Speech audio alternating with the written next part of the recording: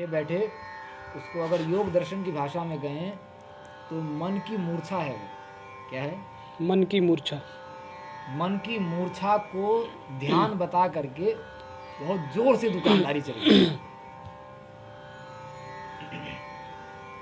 ध्यान की परिभाषा पूज्य जगत गुरु जी ने की है। अभी जो ग्रंथ लिख रहे हैं औपनिषद प्रस्थान, उसमें लिखा है वाच्यार्थ कोटि का चेतन जो है उसमें स्थिति किसी की हो पहले, वो कैसे आएगी? यम नियम आसन प्राणायाम प्रत्याहार धारणा से। धारणा किसकी करना है? तो वाच्यार्थ कोटि जिसकी सिद्ध हो चुकी है, जो वाच्यार्थ कोटि सिद्धस्थ हो, वह साधक लक्ष्यार्थ कोटि का जो आत्म तत्व है, वाच्यार्थ कोटि का आत्म तत्व उसमें स्थित होकर के जब लक्ष्यार्थ कोटि का आत्म तत्व की धारणा बना करके जब समाहित होता है उसको ध्यान कहते हैं।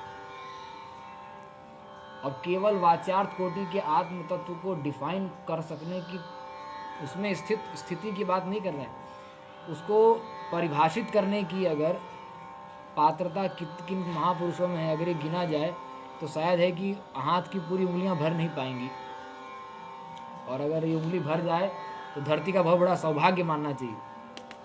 जिस समय भगवान कृष्ण, महाभारत में लिखा है, जिस समय भगवान कृष्ण धरती में थे, लीला कर रहे थे, उस समय लगभग 22 लक्ष्यार्थ कोटि के आत्म तत्व में जिनकी स्थिति हो, ऐसे तत्वज्ञ 22 थे उस समय धरती में,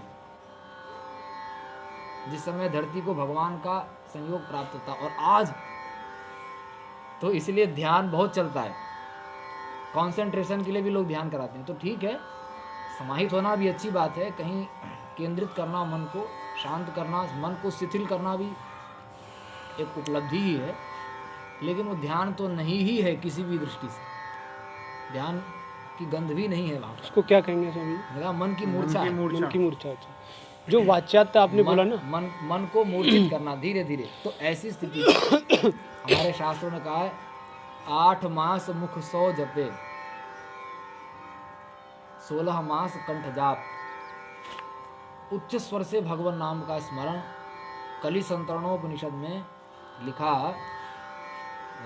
भगवती श्रुति वहाँ पर उन्होंने कहा है, हरे कृष्ण, पहले वहाँ